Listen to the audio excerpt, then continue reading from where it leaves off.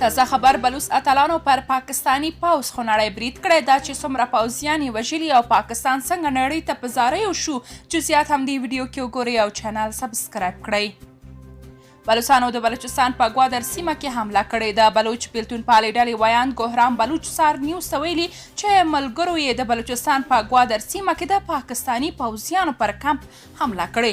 د ګوهرام په خبره د دوی د معلوماتو له مخې تر اوسه 10 پاکستاني پوځیان وژل شوي او لسګونه نور ټپیان شوي دي.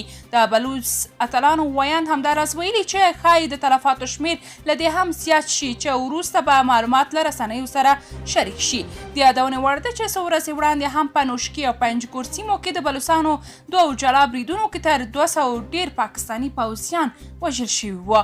بلخوا پاکستان وایي له افغان خاورې پر پاکستان د بریدونو مخه باید ونیول شي. د ملګرو ملتونو په امنیت شورا کې د پاکستان استازي ویلي چې د افغانستان له خاورې څخه پر پاکستان بریدونه باید بند شي. د پاکستان استازي عمر صدیقي له امنیت شورا غوښتي چې ملګري ملتونه باید ډاډ ورکړي چې نور به له افغانستان څخه پر پاکستان برید نه کیږي. د پاکستان ډاڼ ورځپاڼې د صدیقي له قوله لیکلي هغه کسان باید تعقیب شي چې له پولو هاخوا ترهګري سره مالي مرسته کوي، ملاتړ یې کوي او کوربتوب یې کوي.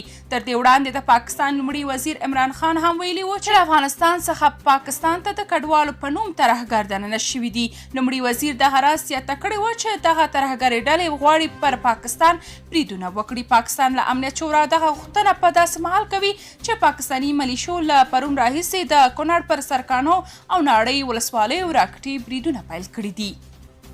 درنو لیدونکو، تاسو که د دې موضوع په اړه کوم نظر لرئ کومنټ کې شریک او چینل سبسکرایب کړئ.